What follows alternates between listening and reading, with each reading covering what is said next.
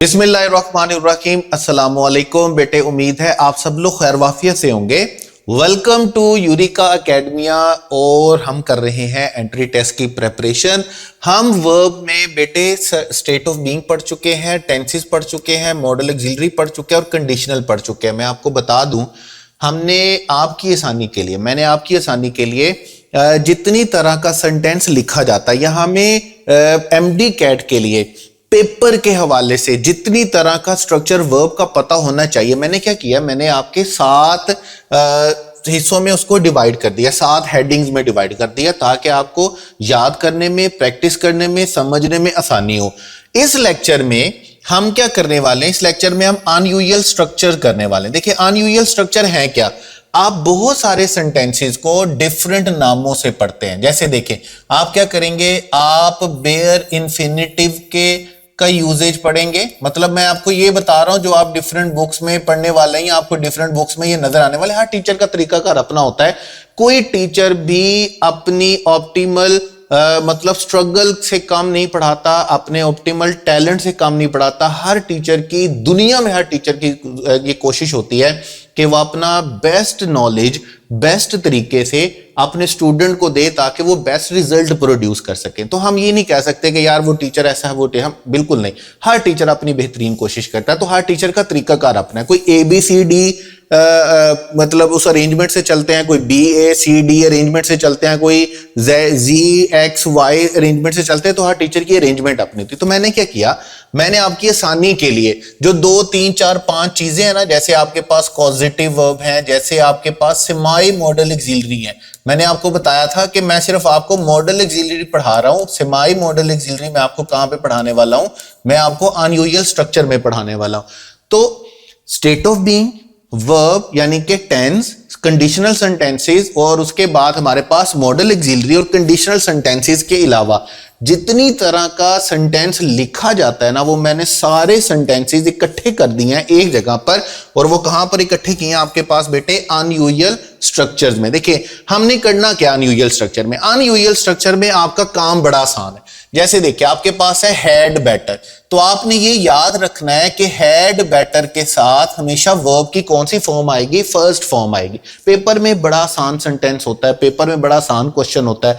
जैसे देखें आपके पास है had better, you had better, तो जैसे ही हैड बेटर आ गया आपको फौरन समझ आना है कि वर्ब की कौन सी फॉर्म होगी, first form. We had better, जैसे ही हैड बेटर आ गया तो आपको फौरन समझ आना है कि वर्ब की कौन सी फॉर्म होगी, फर्स्ट फॉर्म। पेपर में क्वेश्चन बड़ा आसान होता है। जैसे अगर यहां पर मैं ब्लैंक लिख दूं और ऑप्शन में मैं लिख दूं कि यहां पर फिनिश्ड है, फिनिश्ड है, टू फिनिश है और फिनिशिंग है, तो आपको फौरन ये ज़हन में रखना है कि जहां पर भी हैड बेटर आएगा, हैड बेटर का मतलब क्या होता है कि इसके साथ आपने वर्ब की कौन सी फॉर्म लिखनी है बेटे, फर्स्ट फॉर्म लिखनी है। और ये सेंटेंसेस की ट्रांसलेशन क्या होती है, क्या हम बोलते हैं, बेहतर है कि आप अपना काम करें, बेहतर है कि आप चले जाएं, बेहतर है कि आप अपनी तालीम पर तवज्जो दें, बेहतर है कि आप ऐसा करें। जैसे देखें, you had better leave now before it starts raining, बारिश शुरू होने से पहले बेहतर है कि आप चले जाएं अब।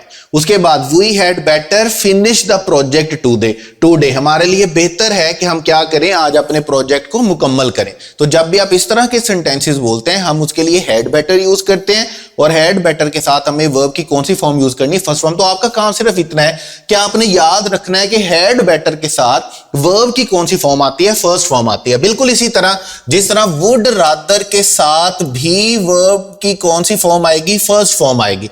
आप और वुड रादर और हैड बेटर की ट्रांसलेशन बिल्कुल सेम होती है। आप देखें, वुड रादर स्टे, जहां पर वुड रादर आएगा वर्ब की फर्स्ट फॉर्म आएगी। दे वुड रादर ट्रेवल, जहां पर वुड रादर आएगा तो वर्ब की कौन सी फॉर्म आएगी, फर्स्ट फॉर्म आएगी। I would rather stay at home then go out, मेरे लिए बेहतर है कि मैं बाहर जाने से बेहतर है कि मैं घर रुकूं। ठीक है, they would rather travel by train then by bus, उनके लिए बस से ज्यादा बेहतर है कि वो ट्रेन से सफर करें। जब आप इस तरह के सेंटेंसेस बोलते हैं तो आप वुड रादर बोलते हैं और वुड रादर लिखते हैं, और वुड रादर के साथ वर्ब की कौन सी फॉर्म आती है, फर्स्ट फॉर्म। और मैंने आपको स्टार्ट में बताया पेपर में आपका क्वेश्चन बड़ा आसान होगा। हैड बेटर है, 4 ऑप्शन है, फर्स्ट फॉर्म आनी है। वुड रादर है, 4 ऑप्शन है, फर्स्ट फॉर्म आनी है। लेकिन याद रखेंगे, अगर वुड रादर के साथ डैट आ गया तो फिर हम डेट की सूरत में वर्ब की फर्स्ट फॉर्म नहीं लिखते, फिर हम डेट की सूरत में क्या लिखेंगे, सेकंड फॉर्म। और आप पास्ट सब्जंक्टिव में पढ़कर भी आए हैं, आपने पास्ट सब्जंक्टिव में भी पढ़ा है कि अगर वुड रादर के बाद नाउन प्रोनाउन होगा ना, तो आपने उस सूरत में भी वर्ब की कौन सी फॉर्म लिखनी है, सेकंड फॉर्म लिखनी है। अगर जस्ट वुड रादर है तो फिर फर्स्ट फॉर्म है, अगर वुड रादर के बाद डेट है या वुड रादर के बाद कोई नाउन प्रोनाउन लिखा हुआ है तो बेटे फिर आपने कौन सी फॉर्म लिखनी है, फिर आपने सेकंड फॉर्म लिखनी है। जैसे देखें यहां पर हमारे पास वुड रादर है, लेकिन वुड रादर के बाद क्या लिखा हुआ है, डेट, और साथ में यू भी लिखा हुआ है। अब डेट भी है और यू भी है, तो हमने इसको किसके साथ लिखना है, सेकंड फॉर्म के साथ लिखना है। जैसे यहां पर आप देखेंगे वुड रादर है, डेट है और वही भी है, तो हमने वर्ब की कौन सी फॉर्म लिखनी है, सेकंड फॉर्म लिखनी है। अब इन सेंटेंसेस में देखिएगा आई वुड रादर, अब यहां पर सिर्फ प्रोनाउन लिखा हुआ है, तो यहां पर प्रोनाउन की वजह से मुझे कौन सी फॉर्म लिखनी है, सेकंड फॉर्म लिखनी है। आई वुड रादर दे, प्रोनाउन की वजह से मुझे कौन सी फॉर्म लिखनी है, पास्ट फॉर्म लिखनी है। अगर डेट हो सिर्फ, या डेट के साथ नाउन प्रोनाउन हो या नाउन प्रोनाउन हो, तीनों सूरतों में अगर वुड रादर के बाद डायरेक्टली वर्ब है तो आपने फर्स्ट फॉर्म लिखनी है। डेट आ गया, नाउन प्रोनाउन आ गया या नाउन प्रोनाउन आ गया या सिर्फ डेट आ गया, तो आपने कौन सी फॉर्म लिखनी है, सेकंड फॉर्म लिखनी है। अनयूजुअल स्ट्रक्चर में आपका काम क्या है कि आपने सेंटेंस के साथ आने वाली, एक्सप्रेशन के साथ आने वाली सिर्फ फॉर्म ऑफ वर्ब को याद रखना है। जब मैं आपसे बोलूं हैड बेटर, तो आपको पता होना चाहिए हैड बेटर के साथ कौन सी फॉर्म आएगी, फर्स्ट फॉर्म। जब मैं आपसे पूछूं वुड रादर, तो वुड रादर आपको पता होना चाहिए कौन सी फॉर्म आएगी, first form. Would rather that की सूरत में क्या फॉर्म आएगी, second form. Would rather noun pronoun की सूरत में कौन सी फॉर्म आएगी, सेकंड फॉर्म। आपको ये चीजें इसी तरह याद रखनी है, इसी तरह पेपर में आएंगी, आसान तरीन काम है, कोई मुश्किल चीज नहीं है इसमें। उसके बाद देखें, अब ये जितने भी आपके पास स्क्रीन पर नजर आ रहे हैं ना आपके पास, ये आपके पास क्या है, ये है कॉजेटिव वर्ब। कॉजेटिव वर्ब क्या होता है बेटे, कि जब आप काम किसी से करवाते हैं, मतलब यहां पर इन सेंटेंसेस में सब्जेक्ट काम नहीं कर रहा होता बल्कि सब्जेक्ट किसी से काम करवा रहा होता है। जैसे देखिए मैं कहता हूं मैंने गाड़ी धोई, तो जब मैं बोलूंगा मैंने गाड़ी धोई तो इसका मतलब है मैंने काम किया, सब्जेक्ट ने काम किया। उसने कपड़े धोए, उसने खाना बनाया, हम इस तरह के सेंटेंसेस बोलते हैं। लेकिन अगर मैं बोलता हूं कि मैंने गाड़ी धुलवाई, उसने खाना पकवाया, उसने कपड़े धुलवाए, उसने कमरे की सफाई करवाई, जब आप किसी से काम करवाते हैं तो हम उसको बोलते हैं कॉजेटिव वर्ब। अब कॉजेटिव वर्ब आपके सामने लिखे हुए हैं और इनके साथ यूज होने वाली फॉर्म्स को भी देख लीजिएगा, ट्रांसलेशन भी बताता जाऊंगा, फॉर्म्स भी बताता जाऊंगा, आपको डबल बेनिफिट होगा। एंट्री टेस्ट के लिए आपको इनके साथ आने वाली फॉर्म ऑफ वर्ब का पता होना चाहिए और सारी जिंदगी के लिए, बोलने के लिए, लिखने के लिए। और मैं आपको हमेशा कहता रहता हूं ये एमडीकैट आपकी जिंदगी का आखिरी कंपेटिटिव एग्जाम नहीं है, आगे कंपेटिटिव एग्जाम चलते रहने और कंपेटिटिव एग्जाम के लिए आपको पॉजिटिव वर्ब पता होने चाहिए। और खास तौर पर तब पता होना चाहिए जब आपने इंग्लिश टू उर्दू ट्रांसलेशन करनी है और उर्दू टू इंग्लिश ट्रांसलेशन करनी है। अब देखें गेट और गॉट याद रखिएगा, जब भी हम किसी से काम करवाते हैं और उसको मेंशन नहीं करते हैं कि किससे काम करवाया गया, जैसे मैं बोलता हूं कि I got my car repaired yesterday, मैंने अपनी गाड़ी की मुरम्मत करवाई कल मैंने अपनी गाड़ी की मुरम्मत करवाई। किससे मुरम्मत करवाई ये मैंने मेंशन नहीं किया, बस मैंने ये काम करवाया, ठीक है। She got her hair cut last week, उसने पिछले हफ्ते अपने बाल कटवाए। अब आप यहां पे देख रहे हैं कि यहां पर गॉट यूज किया गया क्योंकि पास्ट की बात हो रही है, प्रेजेंट की बात होती तो हम गेट लिखते, और उसके साथ वर्ब की कौन सी फॉर्म यूज हो रही है, उसके साथ वर्ब की थर्ड फॉर्म यूज हो रही है। गेट और गॉट जब आप लिखेंगे किसी से काम करवाने के लिए और साथ आप ये मेंशन नहीं करेंगे कि किससे काम करवाया गया, तो आपने उसके साथ कौन सी फॉर्म लिखनी है, थर्ड फॉर्म लिखनी है। लेकिन अगर आप गेट और गॉट के साथ पर्सन मेंशन कर देंगे जिससे काम करवाया गया या जो काम करवाने के लिए अवेलेबल है, तो फिर आपने वर्ब की थर्ड फॉर्म नहीं लिखनी, याद रखिएगा बेटे, फिर आपने टू प्लस फर्स्ट फॉर्म लिखनी है। जैसे सेंटेंसेस देखिएगा, I got Ali to clean the room. अब इसकी दो तरह की ट्रांसलेशन आप बना सकते हैं, मैंने अली से कमरे की सफाई करवाई, या कमरे की सफाई करवाने के लिए मेरे पास अली है या अली था, पास्ट है तो था आएगा। अब आप यहां पे देख रहे हैं कि गॉट के बाद क्या लिखा हुआ है, पर्सन मेंशन किया गया है। यहां पर आप देख रहे हैं गॉट के बाद क्या किया गया, पर्सन मेंशन किया गया है। जब गॉट के बाद, गेट के बाद पर्सन आ जाएगा तो फिर आपने याद रखना है, फिर आपने वर्ब की कौन सी फॉर्म लिखनी है बेटे, टू प्लस फर्स्ट फॉर्म लिखनी है, फिर आपने थर्ड फॉर्म नहीं लिखनी है। तो गेट और गॉट के दो स्ट्रक्चर आपके पास बनते हैं, गेट और गॉट के साथ वर्ब की थर्ड फॉर्म आएगी और गेट और गॉट के बाद जब पर्सन आ जाएगा तो फिर बेटे आपने क्या लिखना है, टू प्लस फर्स्ट फॉर्म लिखनी है। उसके बाद देखिए नेक्स्ट पॉजिटिव है आपके पास मेक और मेड। जब हम किसी से काम करवाते हैं और हम उसको बकायदा तौर पर मेंशन करते हैं कि मैंने ये काम उससे करवाया, ठीक है।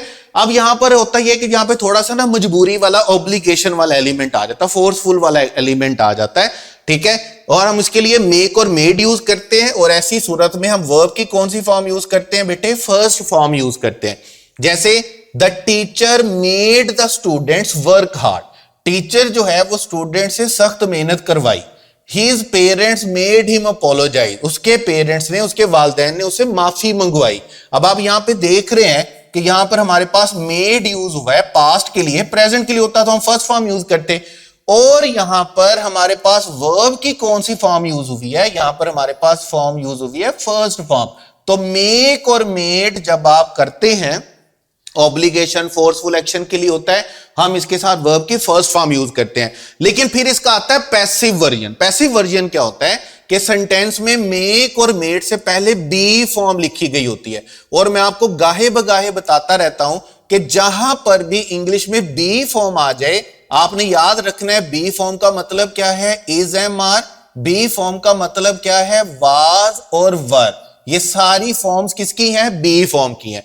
अगर आपके सेंटेंस में मेड से पहले बी फॉर्म लिखा हुआ है तो आपको पता चल जाना चाहिए कि ये आपके पास पैसिव सेंटेंस लिखा हुआ है, पैसिव स्ट्रक्चर लिखा हुआ है, और इसके लिए आपने वर्ब की कौन सी फॉर्म लिखनी है बेटे, टू प्लस फर्स्ट फॉर्म लिखनी है, ठीक है। जैसे सेंटेंस देखिएगा, द स्टूडेंट्स वर मेड। अब आपके पास मेड लिखा हुआ और मेड से पहले सेंटेंस में क्या लिखा हुआ है, वर। आपके पास मेड लिखा हुआ और मेड से पहले सेंटेंस में क्या लिखा हुआ है, वाज। जब आपके पास सेंटेंस में मेक और मेड से पहले वर लिखा जाएगा, वाज लिखा जाएगा, इज एम आर लिखा जाएगा, तो आपको फौरन समझ आना चाहिए कि ये पैसिव स्ट्रक्चर है, और पैसिव स्ट्रक्चर के लिए आपने मेड के बाद फिर क्या लिखना होता है, टू प्लस फर्स्ट फॉर्म। फिर आपने फर्स्ट फॉर्म नहीं लिखनी, फिर आपने बेटे क्या लिखनी है, टू प्लस फर्स्ट फॉर्म। उसके बाद देखिए आपके पास है हैज हैव हैड। अब हैज हैव हैड के जो तीन यूजेस है ना वो आप पहले से पढ़कर आए। जैसे जब आपने किसी को किसी चीज पर अपनी मलकियत बतानी होती है, आपने ओनरशिप बतानी होती है, पोजेशन बतानी होती है, I have a pen, I have a presenter, I have a board. तो जब भी आप ये बात करते हैं ना तो हम हैज हैव हैड यूज करते हैं, आप बचपन से पढ़ते आते हैं। जब आप छोटे से थे तो जो सबसे पहले सेंटेंसेस आपको जिंदगी में पढ़ाए गए वो हैज हैव हैड के थे। उसके बाद जब आपने किसी से कोई काम करवाना होता है जबरदस्ती से तो हम उसके लिए हैज हैव हैड यूज करते हैं। जैसे मैं बोलता हूं the patient has to take his medicine, मरीज को दवाई खाना पड़ती है। अब ये एक्शन कौन सा है, ये फोर्सफुल एक्शन है। फोर्सफुल एक्शन का क्या मतलब है कि ये उसे जबरदस्ती ये काम करना पड़ता है, उसे मजबूरत में ये काम करना पड़ता है, ठीक है। उसके बाद देखिए यहां पर एमडी कैट में, और तीसरा यूज जो आप पहले से पढ़कर आए हैं हैज हैव हैड का, वो कौन सा है, जब आप टेंसेस में पढ़ते हैं आप हैज हैव को पढ़ते हैं प्रेजेंट परफेक्ट में और आप हैड को पढ़ते हैं पास्ट परफेक्ट में। एंट्री टेस्ट में आप हैज हैव हैड का क्या पढ़ेंगे, देखें एंट्री टेस्ट में आपने ये देखना है कि हैज हैव हैड के बाद अगर तो पर्सन लिखा हुआ है, अगर पर्सन लिखा हुआ है तो फिर आपने इसके बाद बेटे वर्ब की कौन सी फॉर्म लिखनी है, फर्स्ट फॉर्म। और अगर इसके बाद कोई ऑब्जेक्ट लिखा हुआ है तो फिर आपने बेटे वर्ब की कौन सी फॉर्म लिखनी है, थर्ड फॉर्म। ये भी पॉजिटिव के तौर पर यूज होता है काम करवाने के लिए। जब आप कोई काम पेंडिंग रखते हैं या आपको कोई काम करवाना होता है, जैसे I have my clothes washed every week, मैं हर हफ्ते अपने कपड़े धुलवाता हूं। She had her house painted last month, उसने पिछले महीने अपना घर पेंट करवाया। अब आप यहां पे देख रहे हैं कि जैसे ही आप हैव देखेंगे अगर इसके फौरन बाद वर्ब आ जाता ना, अगर होता I have washed every week, तो ठीक है, इसका मतलब क्या बनता कि मैं हर हफ्ते धोता हूं, मैं हर हफ्ते कपड़े धोता हूं। अब ऐसी सूरत में तो आपके पास क्या सब्जेक्ट खुद काम कर रहा है, लेकिन यहां पर आप देख रहे हैं कि हैव के फौरन बाद से वर्ब नहीं आ रहा, बल्कि हैव के फौरन बाद बेटे क्या आ रहा है, माई क्लॉथ्स। माई क्लॉथ्स का मतलब क्या आ रहा है, ऑब्जेक्ट आ रहा है। जब ऑब्जेक्ट आ रहा है तो फिर हम वर्ब की कौन सी फॉर्म यूज करेंगे, थर्ड फॉर्म यूज करेंगे। इसी तरह यहां पर आप देख रहे हैं हैड के बाद क्या आ रहा है, हर हाउस। हर हाउस क्या है, हमारे पास ऑब्जेक्ट है। ऑब्जेक्ट है तो हमारे पास वर्ब की कौन सी फॉर्म आएगी, थर्ड फॉर्म आएगी। लेकिन अगर हैज हैव हैड के फौरन बाद आपके पास पर्सन आ जाता है। जैसे यहां पर है I had the mechanic, she has her assistant. जब यहां पर पर्सन आ जाएगा तो पर्सन की वजह से हमने थर्ड फॉर्म नहीं लिखनी, पर्सन की वजह से फिर हमने बेटे कौन सी फॉर्म लिखनी है, फर्स्ट फॉर्म लिखनी है। तो आपने याद रखना है हैज, हैव, हैड जब टेंसेस में यूज होते हैं ना तो इनके फौरन बाद वर्ब आता है, और उस सूरत में वर्ब की कौन सी फॉर्म आती है, थर्ड फॉर्म आती है। लेकिन अगर हैज, हैव, हैड के फौरन बाद पर्सन आ जाए या हैज, हैव, हैड के फौरन बाद ऑब्जेक्ट आ जाए तो आपने फौरन समझ आना है कि ये पॉजिटिव सेंस में यूज हुआ है, और ऐसी सूरत में आपने इसके साथ वर्ब की फर्स्ट फॉर्म यूज करनी है पर्सन के लिए, और आपने वर्ब की थर्ड फॉर्म यूज करनी है बेटे किसके लिए, ऑब्जेक्ट के लिए। तो ये है बेटे हमारे पास पॉजिटिव वर्ब्स, गेट, गॉट, उसके बाद मेक, मेड, और उसके बाद हैज, हैव और हैड। उसके बाद नेक्स्ट है हमारे पास यूज टू। देखिए यूज टू जहां पर भी आपके पास सेंटेंस में आएगा ये माजी में अबंडेंट हैबिट के लिए बोला जाता है। हम खेला करते थे, हम वहां जाया करते थे, हम अखबार पढ़ा करते थे, हम नमाज पढ़ा करते थे, हम बड़ों की इज्जत किया करते थे। ऐसी सूरत में हम सेंटेंस में क्या लिखते हैं, यूज टू। यूज टू के 4 स्ट्रक्चर आपने ध्यान में रखने हैं। तो 4 स्ट्रक्चर कौन से हैं?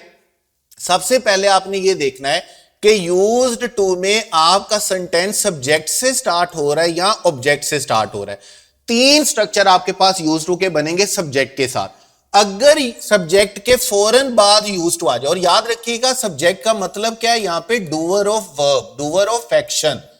ठीक है, मैं आपको बताता रहता हूं कि सब्जेक्ट और ऑब्जेक्ट का डिफरेंस क्या है। ठीक है, अगर आपके पास सेंटेंस सब्जेक्ट से स्टार्ट हो रहा है, डूअर ऑफ एक्शन से स्टार्ट हो रहा है और यूज टू है, तो आपने याद रखना है आपने वर्ब की कौन सी फॉर्म लिखनी है, फर्स्ट फॉर्म। ये सेंटेंसेस किस तरह के होते हैं, I used to play cricket every evening, मैं हर शाम क्रिकेट खेला करता था। She used to live in Karachi, वो कराची में रहा करती थी, अबंडेंट हैबिट, पहले रहती थी अब नहीं रहती है। उसके बाद अगर आपके पास सेंटेंस में सब्जेक्ट है और यूज्ड टू है, लेकिन यूज टू से पहले आपके पास क्या है, बी फॉर्म। और बी फॉर्म मैं आपको दोबारा बता रहा हूं, बी फॉर्म आपके पास क्या होती है, बी फॉर्म आपके पास है is, am, are, be form आपके पास है बेटे वाज, वर। अगर ऐसा है तो फिर आपने फर्स्ट फॉर्म नहीं लिखनी, फिर आपने फर्स्ट फॉर्म के साथ आईएनजी लगा के आईएनजी फॉर्म लिखनी है। जैसे आपके पास सेंटेंस है यूज्ड टू, लेकिन आप यूज्ड टू से पहले देखेंगे क्या लिखा हुआ है, I am used to. I used to play cricket का मतलब क्या था कि मैं क्रिकेट खेला करता था, और जब आप बोलेंगे ना आई एम यूज्ड टू, तो इसका मतलब है मैं सुबह जल्दी उठने का आदी हूं। अगर मैं बोलूंगा ना I used to play cricket, मैं क्रिकेट खेला करता था। अगर मैं बोलूंगा I am used to playing cricket, अगर मैं प्लेइंग क्रिकेट लिखूंगा आई एम यूज्ड टू लिख के, तो इसका मतलब क्या है कि मैं क्रिकेट खेलने का आदी हूं। सेंटेंस थोड़ी सी चेंज हो जाता है ट्रांसलेशन में। इसी तरह हम बोलेंगे दे आर यूज्ड टू, और यूज्ड टू से पहले आप देखेंगे क्या लिखा हुआ है, आर लिखा हुआ है। अगर पास्ट के लिए लिखना है तो फिर आप इज, एम, आर की जगह पर क्या लिखेंगे, वाज, वर लिखेंगे। ठीक है, I am used to waking up early, मैं सुबह जल्दी उठने का आदी हूं। I was used to waking up early, मैं सुबह जल्दी उठने का आदी था। और यहां पर आप देख रहे हैं कि यहां पर आपके पास वर्ब की कौन सी फॉर्म यूज हो रही है, यहां पर आपके पास वर्ब की आईएनजी फॉर्म यूज हो रही है। तो अगर सब्जेक्ट के बाद और यूज टू से पहले सेंटेंस में बी फॉर्म दी गई है तो फिर आपने आईएनजी फॉर्म लिखनी है। फिर आपके पास एक थर्ड स्ट्रक्चर होता है कि मुझे क्रिकेट खेलने की आदत पड़ गई, मुझे क्रिकेट खेलने की लत लग गई, मुझे सिगरेट पीने की आदत पड़ गई। जब आप इस तरह के सेंटेंस बोलते हैं, लिखते हैं, तो सेंटेंस में आप यूज्ड टू से पहले क्या लिखते हैं, गेट और गॉट। जब आप गेट और गॉट भी लिखेंगे तो आपने याद रखना है आपने वर्ब की कौन सी फॉर्म लिखनी है, फर्स्ट फॉर्म आईएनजी। जैसे आपके पास सेंटेंस है, आप जैसे ही यूज टू पढ़ेंगे, आप यूज टू से पहले देखेंगे क्या लिखा हुआ है, गॉट लिखा हुआ है। आप जैसे ही यूज टू पढ़ेंगे आप उससे पहले क्या लिखा हुआ है, आर गेटिंग लिखा हुआ है। ठीक है, गेटिंग लिखा हुआ है ना, आईएनजी फॉर्मेट लिखा हुआ है उसका। तो फिर आप देखेंगे और देखेंगे कि we are getting use to living, verb की कौन सी फॉर्म लिखी हुई है, आईएनजी फॉर्म। अच्छा, अब इस सेंटेंस को मैं स्टार कर रहा हूं। समटाइम्स ऐसा होता है कि पेपर बनाने वाला बच्चों को कंफ्यूज करने के लिए क्या करता है, वर्ब देता ही नहीं है बल्कि नाउन दे देता है। जैसे हमारे पास है he got used to the cold weather, अब यहां पे वर्ब है ही नहीं, अगर वर्ब होता तो हम उसकी आईएनजी फॉर्म लिखते, अगर वर्ब नहीं है, नाउन है, तो फिर हमें बिल्कुल भी कोई जरूरत नहीं है वर्ब लिखने की। यहां पर क्या आएगा, he got used to the cold weather, उसे ठंडे मौसम की आदत पड़ गई, बस इतनी सी बात है। उसके बाद आपके पास आता है फोर्थ स्ट्रक्चर। फोर्थ स्ट्रक्चर आपके पास क्या है, जब आपका सेंटेंस यूज टू के साथ सब्जेक्ट की बजाय किससे स्टार्ट होता है, ऑब्जेक्ट से, और जैसे ही आपका सेंटेंस ऑब्जेक्ट से स्टार्ट होता है, आपको फौरन पता चल जाना चाहिए कि आपका सेंटेंस एक्टिव नहीं है बल्कि क्या है, पैसिव है। जब पैसिव है तो आपने दो बातें याद रखनी है, दो बातें एक याद रखनी है। इस तरह मैं इसको अलहदा से इसलिए लिख रहा हूं ताकि आपको याद रहे। पैसिव में ऑब्जेक्ट के बाद आपने बी फॉर्म लाजमी लिखनी है यूज टू से पहले। जब तक आप ऑब्जेक्ट के साथ बी फॉर्म नहीं लिखेंगे, is am are was were नहीं लिखेंगे, तो आपका पैसिव स्ट्रक्चर मुकम्मल नहीं होगा, करेक्ट नहीं होगा। और नंबर 2 आपने याद रखना है, जब आपने ऑब्जेक्ट के साथ यूज टू से पहले बी फॉर्म लिख दी तो यहां पर आपको आईएनजी फॉर्म नहीं लिखनी, यहां पर आपको कौन सी फॉर्म लिखनी है, फर्स्ट फॉर्म। जैसे देखिएगा, अब इन सेंटेंसेस में आप देखेंगे कि सेंटेंस है कोल, अब कोल कोयला और डूअर ऑफ एक्शन के तौर पर यूज तो नहीं ना होगा। इसी तरह आपके पास दिस मशीन, अब दिस मशीन भी डूअर ऑफ एक्शन के तौर पर यूज तो नहीं होगी। इसी तरह the key doer of action के तौर पर यूज तो नहीं होगी ना, ये विक्टिम ऑफ एक्शन है, ठीक है, जिन पर एक्शन पास ऑन होगा। तो ऐसी सूरत में जब हम इनके साथ यूज टू लिखेंगे तो देखिए, इनसे पहले हमारे पास क्या लिखा हुआ है, वाज। यहां पर यूज टू से पहले हमारे पास बेटे क्या लिखा हुआ है, वाज। यहां पर यूज टू से पहले हमारे पास बेटे क्या लिखा हुआ है, वाज। जब हम यूज टू से पहले बी फॉर्म नहीं लिखेंगे पैसिव सेंटेंस में, तो मैंने आपको क्या बताया, आपका स्ट्रक्चर करेक्ट नहीं होगा, ये ज़हन में बिठा लीजिएगा। उसके बाद आप देख रहे होंगे यूज टू के बाद वर्ब की कौन सी फॉर्म यूज की गई है, फर्स्ट फॉर्म। यहां पर भी बेटे वर्ब की कौन सी फॉर्म यूज की गई है, फर्स्ट फॉर्म। यहां पर भी वर्ब की कौन सी फॉर्म यूज की गई है, वर्ब की फर्स्ट फॉर्म।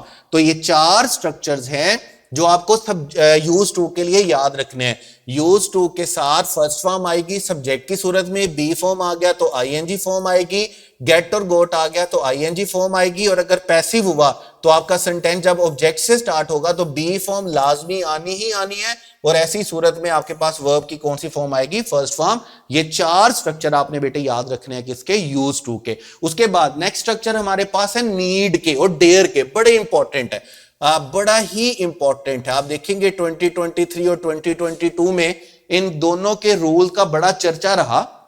चर्चा इसलिए रहा कि पहली दफा इनको मॉडल ऑक्सिलरी के तौर पर यूज करते हुए पेपर में सेंटेंस आ गया।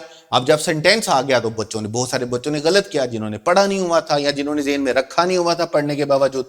आप जरा गौर से देखिएगा, ठीक है, मैं पहले आपको एक्सप्लेन कर देता हूं थोड़ा सा ताकि आपके लिए आसान हो जाए। आप देखें, यू सबसे पहले नीड का देखिएगा, नीड याद रखिएगा। नीड के स्ट्रक्चर में आपने सबसे पहले यह देखना है कि आपका सेंटेंस सब्जेक्ट से स्टार्ट हो रहा है या ऑब्जेक्ट से, जैसे हमने यूज टू के साथ देखा था, ठीक है। अगर आपका सेंटेंस सब्जेक्ट से स्टार्ट हो रहा है तो आपके पास 2 ऑप्शंस बनेगी, या तो नीड को मेन वर्ब के तौर पर यूज किया जाएगा, ठीक है, या नीड को मॉडल ऑक्सिलरी के तौर पर यूज किया जाएगा। यहां किसके तौर पर यूज किया जाएगा, मॉडल ऑक्सिलरी के तौर पे। जैसे हम 2 तरह से सेंटेंस बना सकते हैं, हम नीड को मेन वर्ब के तौर पर यूज करेंगे और नीड को सब्जेक्ट के तौर पर, मॉडल ऑक्सिलरी के तौर पर यूज करेंगे। जब हम इसको मेन वर्ब के तौर पर यूज करेंगे ना, तो आपने याद रखना है इसका सब्जेक्ट के साथ अग्री होना जरूरी होता है। यानी कि अगर हमारा सब्जेक्ट सिंगुलर होगा तो इसके साथ हम एस या एस का एडिशन करेंगे, ठीक है। और ऐसी सूरत में हमने इसके साथ लिखनी होती है 2 प्लस फर्स्ट फॉर्म। जैसे सेंटेंस को गौर से देखिएगा, ही नीड्स, अब आप यहां पे देख रहे हैं नीड के साथ एस का एडिशन किया हुआ है, ये हमारे सब्जेक्ट के साथ अग्री करता है। जब सब्जेक्ट के साथ अग्री करता है तो हम इसका मतलब क्या है कि यहां पर ये किसके तौर पर यूज हुआ है, मेन वर्ब के तौर पर यूज हुआ है। जब मेन वर्ब के तौर पर यूज हुआ है तो हम इसके साथ क्या लिखेंगे, 2 प्लस फर्स्ट फॉर्म।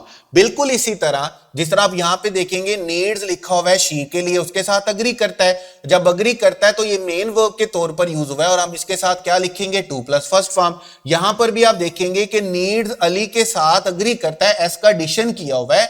जब ऐसा किया हुआ है तो हम इसके साथ क्या लिखेंगे, 2 प्लस फर्स्ट फॉर्म लिखेंगे। लेकिन अगर मॉडल ऑक्सिलरी के तौर पर यूज करेगा तो आप याद रखिएगा हमारा सब्जेक्ट सिंगुलर होने के बावजूद हम इसके साथ एस का एडिशन नहीं करेंगे, बल्कि हम इसके साथ टू प्लस फर्स्ट फॉर्म भी नहीं लिखेंगे, हम इसके साथ जस्ट वर्ब की कौन सी फॉर्म लिखेंगे, फर्स्ट फॉर्म।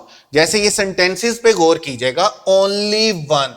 अब ओनली वन हमारे पास क्या है, सिंगुलर है, और सब्जेक्ट वर्ब अग्रीमेंट और प्रेजेंट इंडेफिनिट के रूल के मुताबिक जब हमारा सब्जेक्ट सिंगुलर होता है और हम वर्ब की फर्स्ट फॉर्म लिख रहे होते हैं तो फिर हम उसके साथ एस का एडिशन करते हैं। लेकिन यहां पर एस का एडिशन नहीं करेंगे, यहां पर एस का एडिशन नहीं किया हुआ, तो इसका क्या मतलब है कि ये यहां पर किसके तौर पर यूज किया गया है, यहां पर मॉडल एक्सिलरी के तौर पर यूज किया गया है। बिल्कुल इसी तरह जैसे देखिएगा, नो वन, नो वन भी सिंगुलर है लेकिन नीड लिखा हुआ है जो उसके साथ अग्री नहीं करता, इसका मतलब यहां पर ये किसके तौर पर यूज किया गया है, मॉडल के तौर पर यूज किया गया है। ओनली द मैनेजर, अब ओनली द मैनेजर भी हमारे पास क्या है, सिंगुलर है। सिंगुलर है तो वर्ब की फर्स्ट फॉर्म के साथ क्या होना चाहिए, एस का एडिशन होना चाहिए, लेकिन चूंकि नीड मॉडल के तौर पर यूज किया गया इसलिए इसके साथ एस का एडिशन नहीं किया गया। ठीक है, तो हमने जब इसको मॉडल एक्सिलरी के तौर पर यूज किया तो आप देख रहे हैं हमने इसके साथ वर्ब की कौन सी फॉर्म यूज की, फर्स्ट फॉर्म यूज की। अगर ये अपने सब्जेक्ट के साथ अग्री कर रहा होता तो फिर हम इसको क्या करते, फिर हम टू प्लस फर्स्ट फॉर्म लिखते। जैसे देखिए, अगर मैं लिखूंगा ना, इन दो सेंटेंसेस को जरा गौर से देखिएगा, अगर मैं लिखूंगा ना ही नीड्स, तो मुझे लिखना पड़ेगा ही नीड्स टू गो, और अगर मैं बोलूंगा ही नीड तो मैं इसको लिखूंगा ही नीड गो। दोनों स्ट्रक्चर हमारे पास क्या होंगे, ठीक होंगे। एक में नीड्स किसके तौर पर यूज हुआ है, मेन वर्ब के तौर पर, और एक में नीड किसके तौर पर यूज हुआ है बेटे, गो के साथ किसके तौर पर यूज हुआ है, मॉडल एक्सिलरी के तौर पर। हाँ, अगर हमारा सब्जेक्ट क्या हो गया, अगर हमारा सब्जेक्ट प्लूरल हो गया तो फिर तो हमें दोनों स्ट्रक्चर ठीक होंगे। जैसे देखें, दोनों स्ट्रक्चर कैसे होंगे कि हमारे पास होगा दे नीड्स, हम लिखेंगे, अब नीड्स तो दे के साथ नहीं आएगा ना, दे के साथ तो नीड आएगा, अब यहां पर भी दे नीड आ गया। ठीक है, अब हमें कैसे पता चलेगा कि मेन वर्ब कौन सा है और मॉडल एक्सिलरी कौन सा है, तो जिसके साथ टू प्लस फर्स्ट फॉर्म लिखी होगी वो मेन वर्ब होगा, और जिसके साथ जस्ट फर्स्ट फॉर्म लिखी होगी वो हमारे पास बेटे क्या होगा, वो हमारे पास मॉडल एक्सिलरी होगा। इसी तरह फिर आपने देखें, इसी तरह आपने क्या करना है। हाँ, अच्छा, लेकिन एक बात ध्यान में रखिएगा, ये प्लूरल वाला कभी भी आपके पेपर में क्वेश्चन बन के नहीं आएगा, क्योंकि पेपर में दोनों ठीक होंगे, फर्स्ट फॉर्म भी ठीक होगी, टू प्लस फर्स्ट फॉर्म भी ठीक होगी। आपको पेपर में जो क्वेश्चन बनकर आएगा ना, वो आपको क्या बन के आएगा, वो आपको बन के आएगा सिंगुलर वाला। जैसे ही नीड्स टू गो है या ही नीड गो है, तो ये सिंगुलर वाला आपको पेपर बन के आएगा, प्लूरल वाला आपको पेपर में बनकर क्वेश्चन नहीं आने वाला। उसके बाद देखिएगा, अगर सेंटेंस में नीड नॉट है तो फिर आपने ये समझ जाना है कि नीड नॉट यूज हुआ है हेल्पिंग वर्ब के तौर पर, आपने इसके साथ जस्ट वर्ब की फर्स्ट फॉर्म यूज करनी है, और आपने कभी जिंदगी में इसके साथ एस या ईएस वाला एडिशन वाला रूल अप्लाई नहीं करना। हाँ, आप इसको पास्ट में जरूर लेके जा सकते हैं। जैसे देखें, हमारे पास नीड नॉट आ गया ना, तो नीड नॉट के साथ वर्ब की कौन सी फॉर्म आएगी, फर्स्ट फॉर्म आएगी। ठीक है, नीड नॉट आ गया तो इसके साथ वर्ब की कौन सी फॉर्म आएगी, फर्स्ट फॉर्म आएगी, क्योंकि ये हेल्पिंग वर्ब के तौर पर यूज हुआ। लेकिन अब देखिए, यहां पर नीड नॉट है, अब नीड शी के साथ अग्री तो नहीं करता ना, तो मुझे तो शी नीड्स नॉट लिखना चाहिए, ऐसा बिल्कुल नहीं है। याद रखिएगा, नीड नॉट पर आपने कोई टेंस, कोई रूल अप्लाई नहीं करना। पास्ट में जरूर लेकर के जा सकते हैं, आप नीड को नीडेड जरूर बना सकते हैं, लेकिन नीड्स नहीं बनाएंगे। उसके बाद अगर आपके सेंटेंस में नीड है और नीड के साथ ऑब्जेक्ट दिया हुआ है, तो याद रखिएगा आपका सेंटेंस दो तरह से ठीक होगा। या तो आप अपने सेंटेंस को लिख सकते हैं जेरेंड यानी कि आईएनजी के साथ, या आप बेटे लिख सकते हैं to be plus third form के साथ। अगर आपके सेंटेंस में नीड है और वो सब ऑब्जेक्ट के साथ है, जैसे देखें, द कार नीड्स, नीड्स आ गया, लेकिन सेंटेंस किससे स्टार्ट हो रहा है, कार से, कार मतलब ऑब्जेक्ट से। सेंटेंस में नीड आ गया, लेकिन सेंटेंस किससे स्टार्ट हो रहा है, वॉल से, वॉल मतलब ऑब्जेक्ट से। और फिर हमारे पास नीड्स आ गया, हमारा सेंटेंस किससे स्टार्ट हो रहा है, कार से और वॉल से, यानी कि हमारे पास किससे स्टार्ट हो रहा है, ऑब्जेक्ट से। मैंने आपको कहा कि आप दो तरह से इसको कर सकते हैं, आप आईएनजी के साथ कर सकते हैं। The car needs washing, ING form आ गई। The wall needs painting, ING form आ गई। और दूसरा आप इसको कर सकते हैं बेटे to be plus third form के साथ, the car needs to be washed, the wall needs to be painted, आपके पास वर्ब की कौन सी फॉर्म आएगी, to be plus third form आएगी। तो ये सारे स्ट्रक्चर आपने बड़े अच्छे तरीके से याद रखने हैं, किसके लिए, नीड के लिए। अच्छा, अभी पढ़ाते पढ़ाते एक बात मेरे ध्यान में आ गई। देखिए, आपने वर्ब जो पढ़े ना, हम आपके वर्ब के तो लेक्चर थोड़े ज्यादा होने वाले, कुछ 5-6 लेक्चर होने वाले हैं, और आप देख रहे होंगे कि वर्ब में आप बहुत सारा कुछ पढ़े हैं। देखिए, हर टॉपिक इतना लंबा नहीं है, हर टॉपिक इतना लेंथी नहीं है। वर्ब आपके पेपर का सबसे इंपॉर्टेंट है, बल्कि आपके ग्रामर का सबसे इंपॉर्टेंट एलिमेंट है। जब तक आपको वर्ब समझ नहीं आता ना, समझ लें आपको बाकी सारी ग्रामर समझ में नहीं आती है। जैसे देखिए, आपको वर्ब समझ नहीं आएगा तो आपको सब्जेक्ट वर्ब अग्रीमेंट समझ नहीं आएगा। आपको सब्जेक्ट, अगर आपको वर्ब समझ नहीं आ रहा तो आपको नाउन प्रोनाउन समझ नहीं आ रहे। आपको वर्ब समझ नहीं आ रहा, आपको एक्टिव वाइज पैसिव वाइज समझ नहीं आएंगे, आपको डायरेक्ट इनडायरेक्ट समझ नहीं आएंगे, तो आपको एडवर्ब समझ नहीं आएगा, आपको प्रेपोजिशन समझ नहीं आने वाली। तो बहुत सारी ग्रामर जो है वो डिपेंड कर रही होती है, मतलब आपका जो फाउंडेशन स्टोन होता है ना, वो वर्ब है। तो हम इसलिए वर्ब पे थोड़ा सा ज्यादा वक्त लगा रहे हैं, वर्ब को थोड़ा सा डिटेल से पढ़ें, ताकि आगे चल के बाकी चीजें हमारे लिए आसान हो जाए। तो परेशान बिल्कुल नहीं होना, वर्ब आपका बड़ा इंपॉर्टेंट और बड़ा ही जरूरी है, इसलिए थोड़ा सा लेंथी और थोड़ा सा डिटेल से पढ़ें। अब देखिए, नीड का हमने देख लिया ना। अब याद रखिएगा, ये जो डेयर है, डेयर और डेयर नॉट बिल्कुल वैसे है जिस तरह आपके पास नीड और नीड नॉट है। हाँ, डेयर के साथ ऑब्जेक्ट का कोई स्ट्रक्चर नहीं बनता, नीड के साथ ऑब्जेक्ट का स्ट्रक्चर बनता है ना, डेयर के साथ नहीं बनता। वैसे ही डेयर भी आपके पास किसके तौर पर यूज होगा, डेयर मेन वर्ब के तौर पर यूज होगा और डेयर मॉडल एक्सिलरी के तौर पर यूज होगा। उसी तरह अगर ये मेन वर्ब के तौर पर यूज होगा तो इसके साथ फर्स्ट फॉर्म आएगी, जैसे हमने नीड के साथ लिखी फर्स्ट फॉर्म। और अगर ये मॉडल एक्सिलरी के तौर पर यूज होगा, इसका मतलब ही हमारे सब्जेक्ट के साथ अग्री नहीं कर रहा होगा, तो ऐसी सूरत में हम इसको मेन वर्ब के तौर पर यूज होगा तो टू प्लस फर्स्ट फॉर्म आएगी। और अगर मॉडल एक्सिलरी के तौर पर यूज हो रहा होगा तो वर्ब की कौन सी फॉर्म आएगी, फर्स्ट फॉर्म आएगी। और अगर डेयर नोट आ गया तो जिस तरह हम नीड नोट के साथ फर्स्ट फॉर्म लिख रहे थे, इसी तरह हम डेयर नोट के साथ भी बेटे कौन सी फॉर्म लिखेंगे, फर्स्ट फॉर्म।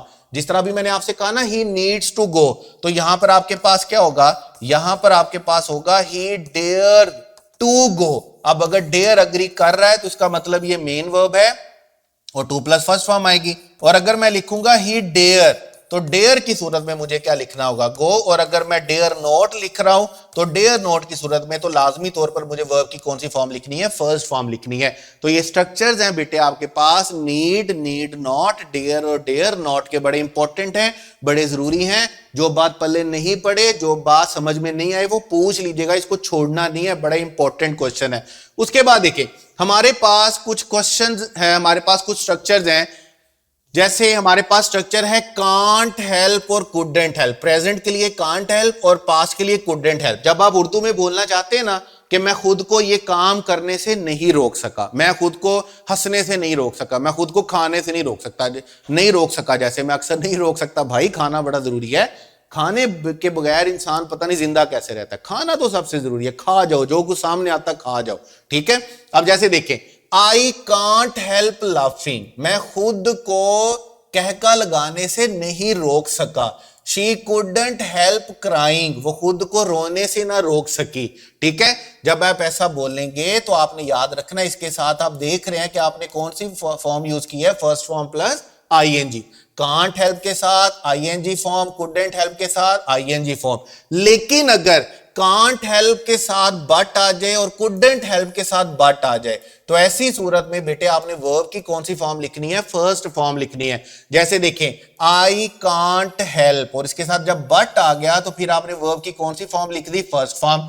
आपके पास आ गया शी कुडंट हेल्प, और जैसे ही आपके पास बट आ गया तो आपने वर्ब की कौन सी फॉर्म लिख दी, फर्स्ट फॉर्म लिख दी। तो कांट हेल्प और कुडंट हेल्प के साथ आएगी आईएनजी फॉर्म, और कांट हेल्प बट और कुडंट हेल्प बट के साथ क्या आएगी, फर्स्ट फॉर्म। और दोनों का मतलब क्या होता है कि मैं खुद को ये काम करने से ना रोक सका या नहीं रोक सकता हूं। प्रेजेंट के लिए कांट आएगा और पास्ट के लिए क्या आएगा, कुडंट आएगा। उसके बाद देखें, आपके पास हैविंग और हैविंग बीन, दोनों सूरतों में आपके पास वर्ब की कौन सी फॉर्म होगी, थर्ड फॉर्म। और ये याद रखिएगा, ये इंग्लिश में सब्स्टिट्यूट करते हैं किसको, आफ्टर को। जैसे आप इंग्लिश में बोलते हैं ना कि ये काम करने के बाद, जैसे मैं बोलता हूं लेक्चर डिलीवर करने के बाद मैं यहीं पर लेटने वाला हूं और रेस्ट करने वाला हूं, मैं यहीं पर गिरने वाला हूं, ढेर सारा पानी पीने वाला हूं, हाफिज साहब ने खाना मंगवाया हुआ है, ढेर सारा खाना खाने वाला हूं, और उसके बाद मैं रेस्ट मारने वाला हूं, मैं हाइबरनेट होने वाला हूं, मैं 4-5 लेक्चर डिलीवर कर चुका और अब मेरे हाइबरनेशन का टाइम हो गया है। अब देखें, जब आप बाद वाले सेंस में यूज करते हैं ना, तो उसके लिए आपके पास क्या है, आप आफ्टर को सब्स्टिट्यूट करते हैं किसके साथ, हैविंग के साथ। जब आप हैविंग के साथ करेंगे तो आपने याद रखना है, हैविंग के साथ आपने वर्ब की कौन सी फॉर्म लिखनी है बेटे, थर्ड फॉर्म। जैसे आप लिखेंगे हैविंग फिनिश्ड हिज वर्क, अपना काम खत्म करने के बाद ही वेंट होम, वो घर चला गया। Having completed the task, task मुकम्मल करने के बाद शी टूक अ रेस्ट, उसने आराम किया। ठीक है, लेकिन अगर जब आप पैसिव सेंस में बोलेंगे, जब काम किया नहीं जा रहा होगा, इन पर काम, सब्जेक्ट पर काम हो रहा होगा, जैसे हैविंग बीन वार्न, जब आप लोग बोलेंगे ना हैविंग वार्न, हैविंग वार्न का मतलब है आपने किसी को वार्निंग दी। लेकिन जब आप बोलेंगे हैविंग बीन वार्न्ड, तो इसका मतलब है आपको वार्निंग दी गई। जैसे हैविंग बीन वार्न्ड, वार्न्ड किए जाने के बाद ही बिकेम केयरफुल, वो क्या हो गया, केयरफुल हो गया। यहां पर आप देख रहे हैं हैविंग बीन है, और हैविंग बीन के साथ कौन सी फॉर्म आ गई, third form. Having been selected, select किए जाने के बाद शी फेल्ट प्राउड, अब उसको सिलेक्ट किया गया है तो वो प्राउड फेल्ट कर रही है, प्राउड फील कर रही है। तो यहां पर आप याद रखेंगे, जब आपका सेंटेंस एक्टिव होगा तो आपने हैविंग के साथ थर्ड फॉर्म लिखनी है, जब आपका सेंटेंस पैसिव होगा तो आपने हैविंग बीन के साथ थर्ड फॉर्म लिखनी है, और ये सब्स्टिट्यूट कर रहे होते हैं बेटे किसको, आफ्टर के स्ट्रक्चर को। उसके बाद देखिए आपके पास है लेट, प्रोपोज सेंटेंस के लिए लेट के बाद आप याद रखेंगे, लेट के बाद आपने हमेशा कौन सी फॉर्म लिखनी है, फर्स्ट फॉर्म लिखनी है। जब आप किसी को कोई काम करने के लिए कहते हैं लेट मी हेल्प यू, मुझे अपनी मदद करने दो, और आप देख रहे हैं कि लेट के बाद कौन सी फॉर्म आ गई, फर्स्ट फॉर्म आ गई। The teacher let the students leave, let the students leave, leave कौन सी फॉर्म आ गई आपके पास, फर्स्ट फॉर्म आ गई। टीचर ने स्टूडेंट को क्या किया, जल्दी जाने दिया, जल्दी जाने की इजाजत दे दी। तो जब भी आप लेट लिखेंगे, लेट के बाद आपको क्या लिखनी है, फर्स्ट फॉर्म। उसके बाद आपके पास बड़े मजे के सेंटेंसेस आते हैं, बेड, हेयर और सीक। तीनों सूरतों में आपने वर्ब की कौन सी फॉर्म लिखनी है बेटे, फर्स्ट फॉर्म लिखनी है। जैसे बेड का मतलब होता है हुक्म देना, हम बोलते हैं the king bed his soldier attack the enemy, बादशाह ने अपने सिपाहियों को हमला करने का हुक्म दिया। अब आप यहां पे देख रहे हैं, बेड मतलब हुक्म दिया, हिज सोल्जर अपने सिपाहियों को, और वर्ब की कौन सी फॉर्म आ गई, वर्ब की फर्स्ट फॉर्म आ गई। अब उसके बाद देखिएगा हेयर कैसे यूज होता है, हम बोलते हैं I heard him Singh a song, मैंने उसको गाना गाते हुए सुना। अब बोलने में ऐसा लगता है, लिखने में ऐसा लगता है कि ये सेंटेंस होना चाहिए I heard him singing a song, लेकिन ये I heard him singing a song कभी नहीं होगा, ज़हन में रखिएगा, ये होगा I heard him Singh a song. ये बिल्कुल इसी तरह ही है जिस तरह मैं कहता हूं आई सा हिम क्रॉस द रोड, मैंने उसको सड़क क्रॉस करते हुए देखा। अब दिखने में, पढ़ने में, सुनने में ऐसा लगता है कि ये होना चाहिए कि आई सा हिम क्रॉसिंग द रोड, लेकिन आपने याद रखना है इन दोनों स्ट्रक्चर में आपने हेयर और सी के साथ सेकंड वर्ब को आईएनजी के साथ नहीं लिखना, बल्कि किसके साथ लिखना है, फर्स्ट फॉर्म के साथ लिखना है। जैसे अगर मैं कहता हूं मैंने उसको मुस्कुराते हुए देखा, मतलब वो मुस्कुरा रहा था, मैंने उसको देखा, तो मैं बोलूंगा आई सा हिम स्माइलिंग, मैंने उसको मुस्कुराते हुए देखा, वो मुस्कुरा रहा था, ठीक है, मैं नहीं मुस्कुरा रहा था। उसके बाद देखिएगा हेल्प है, और हेल्प के बारे में आपने याद रखना है, हेल्प के दोनों स्ट्रक्चर होते हैं। आप हेल्प के बाद फर्स्ट फॉर्म भी यूज करते हैं, और आप हेल्प के साथ टू प्लस फर्स्ट फॉर्म भी यूज करते हैं। ये वजह है कि हेल्प का क्वेश्चन कभी बनता नहीं है। जैसे देखें, she helped me to carry और शी हेल्प्ड मी कैरी, अगर मैं टू प्लस फर्स्ट फॉर्म लिखूंगा तब भी ठीक है, फर्स्ट फॉर्म लिखूंगा तब भी ठीक है। तो हेल्प के साथ आप फर्स्ट फॉर्म भी लिख सकते हैं, आप टू प्लस फर्स्ट फॉर्म भी लिख सकते हैं, ठीक है। तो ये सारे के सारे जितने स्ट्रक्चर्स हैं, ये बेटे आपके पास मैंने सारे स्ट्रक्चर, ये गालबन कोई आपके पास होंगे 31 32 स्ट्रक्चर, ये मैंने सारे स्ट्रक्चर्स इकट्ठे करके आपकी आसानी के लिए एक जगह पर इकट्ठे कर दिए। और इस बात पर यकीन रखें कि इनमें से कोई एक स्ट्रक्चर ऐसा नहीं है जो कभी पास्ट पेपर में शामिल नहीं हुआ है। इनमें से हर स्ट्रक्चर लाजमी तौर पर किसी ना किसी पास्ट पेपर में जरूर शामिल हुआ है, पेपर का हिस्सा रहा है। तो ये सारे के सारे इंपॉर्टेंट हैं, सारे के सारे जरूरी हैं, सारे के सारे याद रखने के काबिल हैं, प्रैक्टिस करने के काबिल हैं। तो ये था बेटे हमारे पास अनयूजुअल का लेक्चर। इसके बाद नेक्स्ट लेक्चर में हम अपने पीएमडीसी के सिलेबस के मुताबिक, उसमें वाज़िया तौर पर आपके पीएमडीसी के सिलेबस में लिखा हुआ है use of infinitive and infinitive phrases, use of gerund and gerund phrases. तो यूज ऑफ इन्फिनेटिव और यूज ऑफ जेरेंड का जो रूल है ना, वो हम इसके बाद वाले लेक्चर में पढ़ेंगे। वो डेफिनेट बात है कि इन्फिनेटिव फ्रेजेस और जेरेंड फ्रेजेस हम कहां पर पढ़ने वाले हैं, जब हम सेंटेंस पढ़ेंगे उसमें हम काइंड्स ऑफ क्लॉजेस पढ़ेंगे और काइंड्स ऑफ फ्रेजेस पढ़ेंगे, तो वहां पर फिर हम जाकर क्या पढ़ेंगे, इन्फिनेटिव फ्रेजेस और जेरेंड फ्रेजेस। नेक्स्ट लेक्चर हमारा बेटे जो होने वाला है वो हमारा होने वाला है use of infinitive and use of gerund पे। तो तब तक के लिए अपना ढेर सारा ख्याल रखिएगा, खुश रहें, शाद रहें, आबाद रहें, मेहनत करते रहें। कोई बात समझ में नहीं आए तो पूछ लीजिएगा। Wish you all the best. Allah Hafiz.